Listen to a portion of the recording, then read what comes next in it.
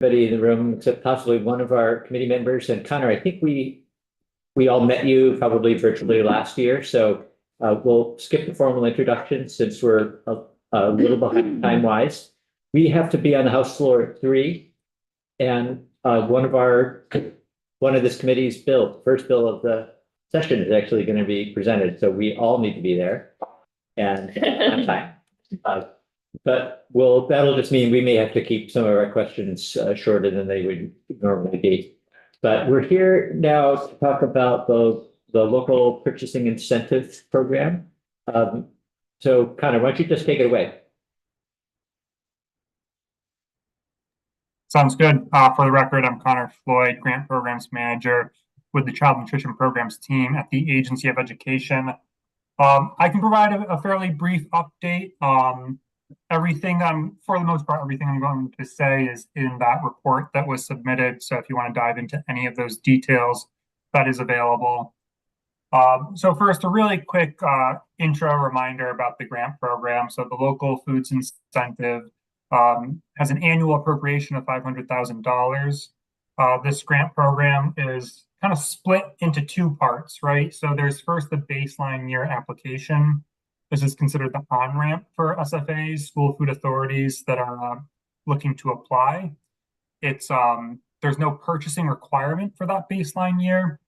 We have a fairly simple application that SFAs will submit that tells us a little bit about their procurement and purchasing plans, how they're going to track their foods, an estimate of their local purchasing. Really basic, though. It's a quite intentionally an easy application for school food authorities.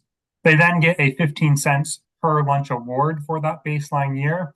And that funding is intended to help with that initial burden of buying more local food to prepare schools for the subsequent year grant. And so every year thereafter, once an SFA applies for the baseline year, they can apply for subsequent year grants. And that's really the bulk of the local foods incentive, right? That's each year a school is trying to hit at least 15% local purchasing, tracking all of those purchases, and then in an annual application, submitting that documentation to us. There's 3 tiers for subsequent year grants. There's 15%, which if a school meets that threshold, they receive a 15 cents per lunch served grant award. There's 20% with a 20-cent award, and then 25% with a 25-cent financial reward there. An important thing to remember is that local is defined through the Vermont local definition that I believe was put together through the Vermont Agency of Agriculture and is in statute. And so that's the definition that we use when determining if something is local. Then finally, just a reminder, new this year is that independent schools that are participating in the Universal School Meals Program are newly eligible to apply. It used to only be public supervisory unions and school districts that could apply, but in the Universal School Meals Bill, there was added language to amend the local foods incentive to open it up to independent schools that participate in universal school meals. And we did have one newly eligible independent school apply this year for a baseline year grant. So next, I just want to touch upon a few things that the Agency of Education has done to support grantees. First, we've really tried to streamline the process as much as possible. So we developed a few different templates that schools could use for tracking their local purchases. This includes both a basic Excel template for people that are looking for a more old school approach. But then we also set up accounting codes that work with most school food authorities' systems so that they can just, in their regular day-to-day business, add that extra code to coding their invoices and hopefully streamline that process a little bit there. Additionally, for that subsequent year grant application, what we did is we just included a couple extra questions in an annual report that we already require. So each year we have all school food authorities submit a financial report to us, which gives us a comprehensive picture of their financial standing of their school food program. So instead of creating a new application, we had a dynamic checkbox here. If you click that checkbox in the report, a few extra questions populate so that there's not a whole nother application that school food authorities need to submit. Again, with the goal of making the application process being really easy, the hard part is, of course, the local purchasing itself and then all the tracking and documentation that is required. And then so a new thing that we did is, so this past year we received a one-time $600,000 grant from the USDA. And what we did at the Agency of Education is we used that funding to enter into 3 separate grants to specifically support the local foods incentive. 3 separate contracts. So we have entered into 3 contracts with 3 different farm to school organizations within Vermont to, in various ways, support the local foods incentive. There's increased support to food service directors who are looking to participate. We're making some more materials centered around better education around the program, supporting the Vermont Farm to School Network. And then we've also partnered with Food Connects, which is a nonprofit food hub that operates in the state. And with the Food Connects contract, we're both increasing their sales capacity to work directly with schools and food service directors to get more local food into their programs. And then we're also piloting a Vermont local apple cider project, with the goal being of developing a child nutrition specific apple cider product that counts as Vermont local. This is a project that actually came about directly from testimony in this committee last year, where it was brought up that this could be a really successful product that currently doesn't exist and already leverages a fairly successful agricultural industry in Vermont. We have run into some barriers with that project. USDA requires that all juice products be pasteurized, and the producer that we have identified that's most willing to work with us and interested in the project uses UV light treatment. We're pursuing some waivers to try to allow Vermont to move forward with that UV light treated product, but of course that adds time. It's more difficult on that producer who is already unsure of this new product as we kind of get into the regulatory weeds. But that is something that we're excited about, and we are moving forward on that project. Looking specifically at this year's cohort of grantees to the local foods incentive, and focusing in on the 6 successful applicants for the subsequent year grant. I think there's a few different trends that popped up that I included in my report and I think is worthwhile to talk about. And so there is this, what I would consider a loose profile of what a subsequent year awardee looks like currently for the local foods incentive. And from those 6 grantees, for the most part, those schools are a self-operated program. They have a lower than average free and reduced lunch eligibility percentage for their school food authority. And there are significant general fund transfers moving into their nonprofit school food service account. So what that means with self-operated, that means that the staff and the program is run directly by the school itself. And that's in contrast to a program that contracts out to a food service management company to run their program. A school that contracts with a food service management company certainly could hit 15% local purchasing. We have at least one school or a couple schools that are close that have a mixed model where some schools within their district are self-operated and some are managed by a food service management company. But ultimately, those contracts are less flexible, right? Because you need to go out for procurement, and that happens on typically a 5-year cycle. And those school food authorities are typically the most price sensitive, right? Because the cost of entering in and buying more local food is front loaded on them as they see the increased per meal price for those contracts. So 5 of the 6 applicants were all self-operated programs. One of those school food authorities had a mixed program where most sites were self-operated, but one of their schools did contract with a food service management company. That second trend, so five of the 6 school food authorities had a free and reduced lunch eligibility that was below 35%, which is currently the statewide average. And so just highlighting that currently the schools that are most able to participate in this program are in a higher socioeconomic status area. And then finally, Additionally, 5 of the 6 school food authorities had fairly substantial general fund transfers. And what that means is that there's the nonprofit school food service account, which is essentially a protected bank account, right? It's a restricted fund where all reimbursement for meals accrues to. If you get a grant, it goes into the nonprofit school food service account. And that's the account that you're using to buy food, pay salary. It's just how you're operating your program. It's completely possible for a school to have a self-sufficient program. So the reimbursements they get for meals is what pays for all the expenses, and it doesn't need to be subsidized at all through the school's general fund. But for 5 of the 6 of the school food authorities, they're seeing fairly substantial transfers in of at least $180,000, if not more, which just shows that that school food authority has decided they want to further invest in their program. So there's a larger commitment there. And so that's the general profile of what I saw looking at the awardees from this year.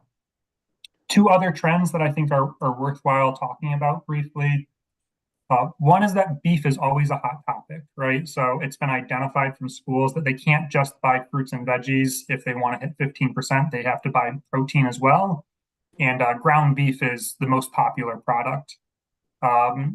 We've heard it's not, uniform from all schools, but it's a fairly common comment that we hear that it's either hard to source beef, their producer fell through and they couldn't find another one.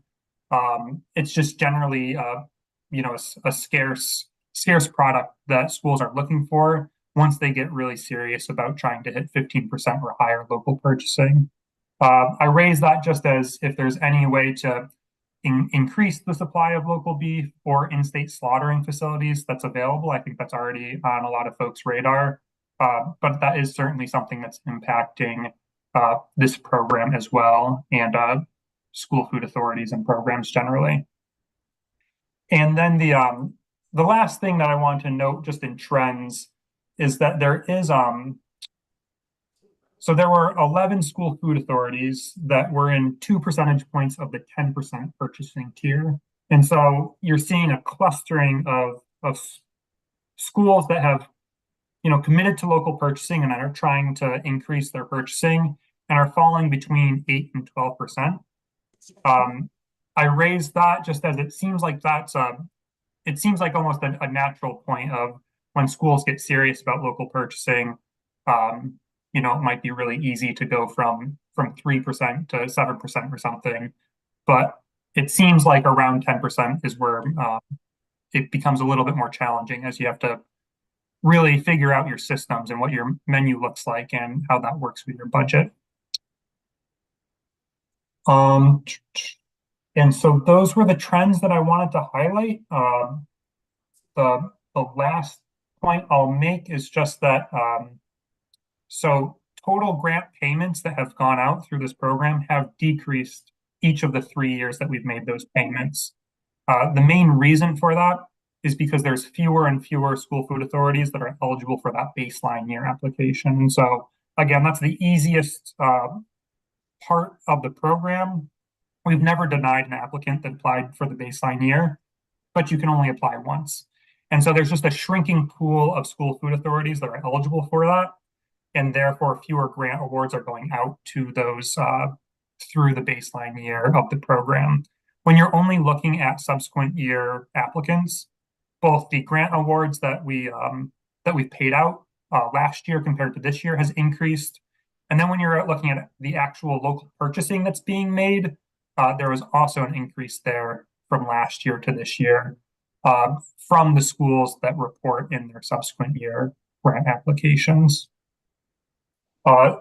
If you're looking for some really top line numbers, page number 6 of the report has a few just metrics in terms of how many school food authorities applied, who qualified, as well as how much local purchasing was reported as a result of this program. And I think I will leave it there, but I'm happy to dig into any of the weeds or questions that committee members may have. Thank you, Connor. A couple of questions, I think. Representative Rice. Yeah, thanks, Connor. And this, we talked about this a little bit last year, but I just wonder if you, a year later, have any sort of further comment on like if we're seeing the grants go down because there are fewer and fewer eligible for that first year, and we're continuing to appropriate $500,000 because for the purpose of this program. Is there a better way to use the rest of those funds rather than just continuing to let them get swept back into the general fund? Is there a way to continue to support those schools that are showing interest in the program, but just haven't quite been able to reach that second year 15% threshold? Yes. I think two responses to that. So one approach could be if you're generally looking to invest in all schools in the state, you can always have the unused grant funds of that $500,000 appropriation be sent to all schools through our state match. So that's an automatic payment that goes to every school. It wouldn't be an administrative burden to add these funds into that pool to be evenly distributed. Of course, that wouldn't be incentivizing local purchasing, right? That would just be investing in school meal programs. I think my recommendation would be if you were looking to specifically support schools that were trying to purchase more local, would be to consider a 10% threshold there. Even if we had that 10% threshold, currently there would be room. It's not like we would need to start prorating.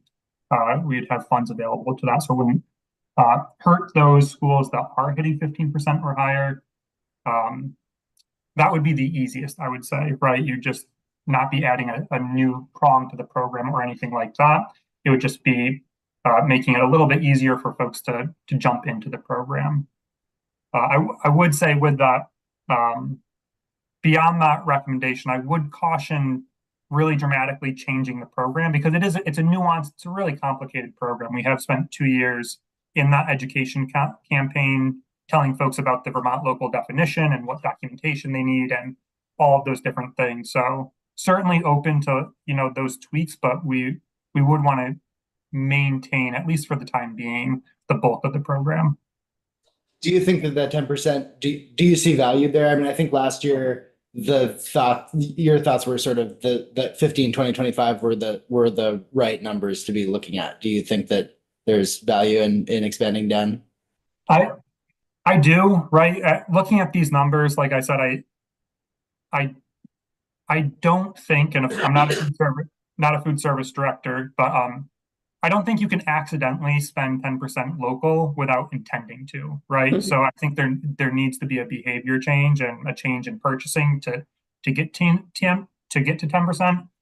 But if you're a school food authority that is considering this, is going to get serious about it, looks at your purchasing and realizes you're at 2% local, going from 2 to 15% is very challenging. And I haven't directly had conversations, but talking to service providers, the contractors that we've been working with, there have been some of those conversations of, why even bother? Because we're so far away from the mark right now.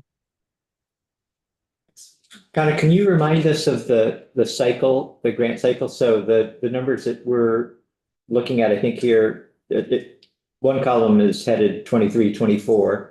So that's the current school year. Yeah, it's very confusing. So the numbers, the purchasing percentage it represents purchasing that happened in the 2022-2023 school year that then schools applied for this past December. So the grant payment goes out in school year 23-24, but it's for purchasing that occurred in 22-23. So right now what we're looking at is the latest information, obviously, and then the next set of information would be this year, and next December you'd be looking at numbers. Okay. Correct. So yeah, I'm thinking that if we were to I'm asking because if we're going to have a conversation about possibly making some changes to eligibility or other changes, we could do that and have an impact starting a year from now, essentially. Correct. Yes. Representative O'Brien? Connor, is this a reimbursement program? So if I'm a school food authority and we reach 15% or 20%, then I get paid back by this grant for that? Are you asking, is that like how currently how it operates? Right, yeah. Correct. So the payments that are the grant awards that are listed in the report, those payments will be sent out this winter, essentially. So schools have not yet received their payment yet, essentially for purchasing that they did last school year. So it's a really stretched out timeline of a program.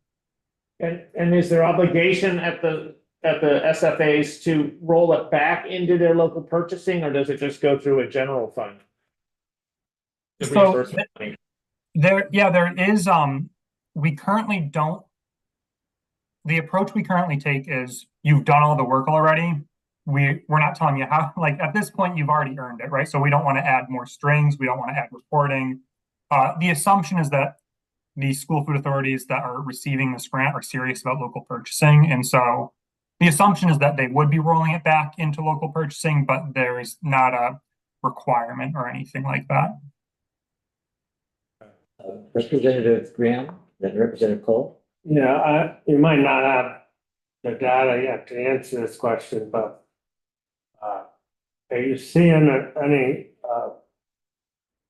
lower purchasing of local food because it might not be available this year because of flood? So that was on our radar shortly after the flooding happened, and we had conversations with the Agency of Agriculture and some of the food hubs, specifically around apples. So I guess not really because of the flood, but because of the freeze that happened this past spring. And the distributors that we were talking with didn't report of course, there are specific orchards and producers that were impacted, but they were not reporting, the distributors, the food hubs were not reporting like a widespread unavailability of Vermont local apples.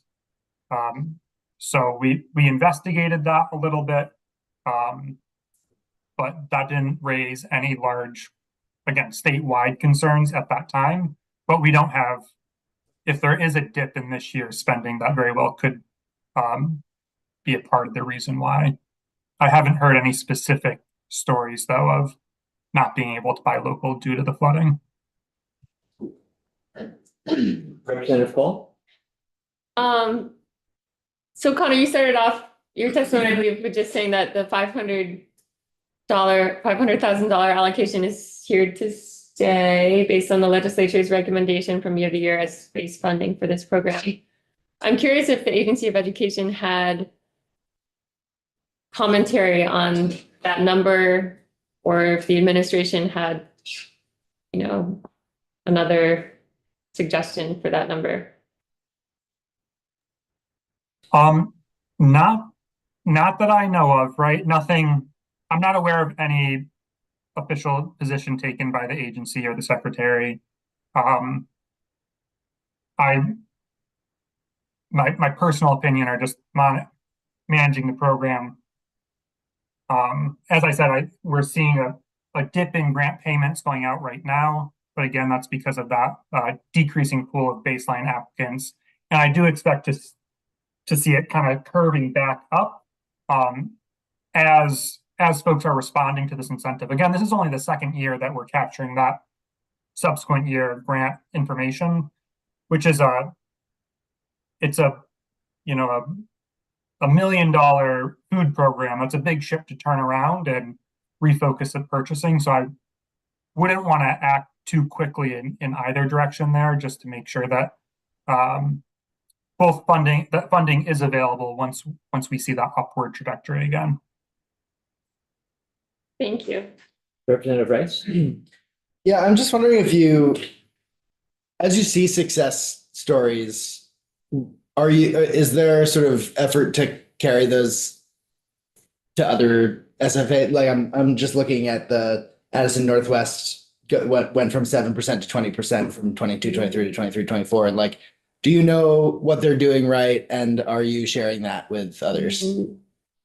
Yeah, certainly. So I'm not, I don't believe I've talked directly with Addison Northwest about their change, but yes, in terms of sharing best practices. So each year we have an annual, what we call Summer Institute, and that's our annual training of food service professionals throughout the state on a whole range of child nutrition topics. But each year I hold a local foods incentive training.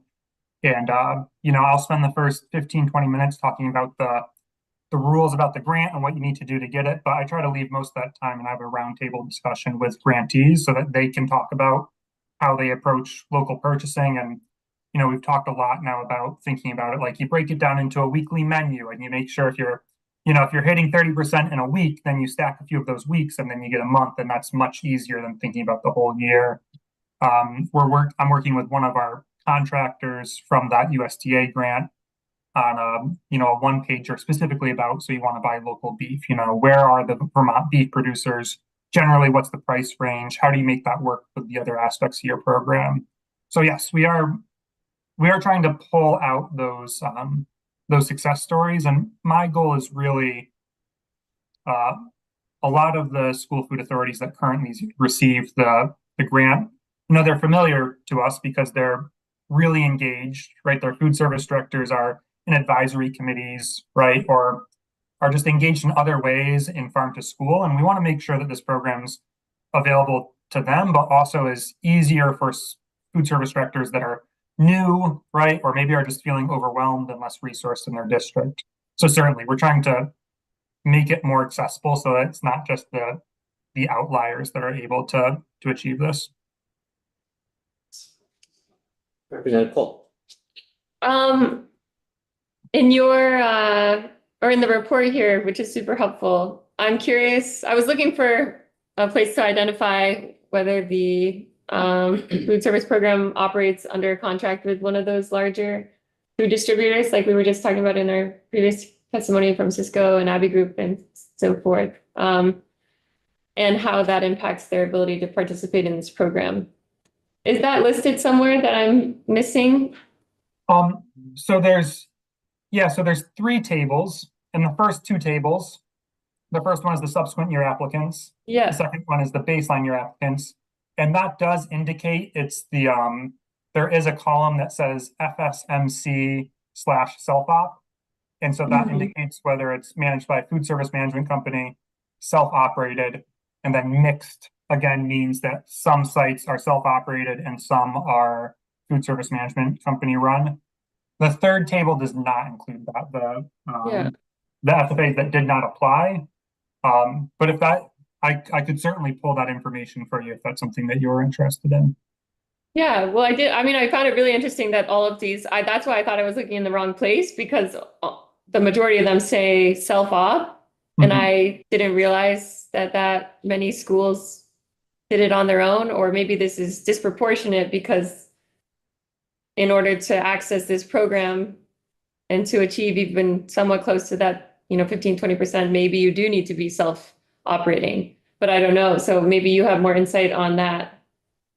Right. What I would say is that in order to participate in this program and contract with a food service management company, you have to put it in your RFP in the beginning and make it really clear the percentage you want to hit, and then be willing to pay that increase, right? That's going to cost more for the food service management company, and the district needs to be willing to make that payment. And so we have template materials. That's a highly regulated process. And so we develop prototype for schools to use as they go out to bid. As I've updated that prototype, I've put language in there for schools that do want to participate in the local foods incentive and shown a few different ways about how you can incorporate that into the language. That's been in place for 2 years now, and I've had one school food authority that has included a 15% requirement in their bid. And so generally speaking, right, I'm not speaking for all school food authorities, but those that use a food service management company are inherently less engaged day to day in the program, right? Because they are contracting that out. Yeah. And as I said, typically they're more price sensitive, right? So they are looking to get right the best deal for their school there. And that often means not prioritizing that local purchasing. Just to follow up on that point there, so one interesting row here is Central Vermont Supervisory Union, which relies fully on a food service management company, unlike any other. I don't think I see any other that does that. Or maybe there's no, I think that is. So anyway, so they do, but they have their general fund transfers is 0. Even though you would think it would require far more input from your general fund to be able to incorporate those local foods, like you Right. alluded to in your previous statement. So, but they were somehow able to increase their local purchasing from 8 to 16%. Oh, no. Sorry, they Oh, went that's down. they Yeah. decreased. I see. They decreased by 8%. Okay. Do you think that's a result of that 0 input from the general fund? I talked to him, and that was a combination, at least from the food service director. One, their beef producer fell through, and they weren't able to find another local beef producer. And they also they had a big ramp up in participation, so that they were serving more meals, Yeah. but they didn't scale their local purchases appropriately, and so their total food budget grew, but that local purchasing budget stayed the same. And so at least from some informal conversations with that school, those were the 2 primary reasons that were identified there. But to your point, it's certainly possible to be a food service management company or be a school food authority that doesn't receive general funds and still, right, and still get here. It just makes it a lot easier if you fit that profile that I talked about. Connor, we're running near the end of the hour. Can you tell us anything about, I think it was Addison Northeast that had a particularly high, no, I'm sorry, Wyndham. Sorry, I had heard Addison earlier. The Wyndham Northeast SU had a 31% number. Yeah, so they've been the outlier, right? That district was the highest local purchaser last year as well, and they've increased that this year. I believe that the food service director, Harley Sterling, I believe he's testified before you before. And that's the district, I think, invests in their program, right, with that general fund transfer and believes in it. And Harley's been committed far before this local foods incentive to local purchasing. And that's I think that's a testament to, systems being in place, being really mindful about what the menu looks like. And, we've leaned on Harley a lot, as well as some of these other food service directors, to, again, share that knowledge. And Harley's been on the webinar that we do with the Summer Institute, sharing those best practices. But that is an example of a district that has committed for a very long time for local purchasing, and it was a very impressive program. Good. Any other questions? Representative Cole. Connor, maybe it would be helpful if you do have the information and it's disclosable, to share which schools outside of this group are using service management companies and how they're doing. Yeah, I can get you that list. Yeah, because it does seem just strangely disproportionate, the number that, we only see one on here that's using a food service management company that qualifies. So. Right. Yeah, I'm happy I can get you an updated table for that third table with an extra column in there. Thank you. I think we'll stop then there, Connor. And I appreciate your walking through the report. I think you've highlighted a couple of interesting things for us to think about, not just the dollar amount that's actually going out the door, but who's been receiving those grants, how they are disproportionately lower free and reduced lunch districts and ones without, the ones that manage things themselves. And it just raises, I think, some questions about it doing what we want it to do. So if you have other, I would encourage anybody on the committee to continue thinking about this. And maybe reaching out to Connor, if you're open to that, just to have, continue the conversation. Certainly. Okay, good. Thank you. All right, well, thank you for your time. All right. And thank you all.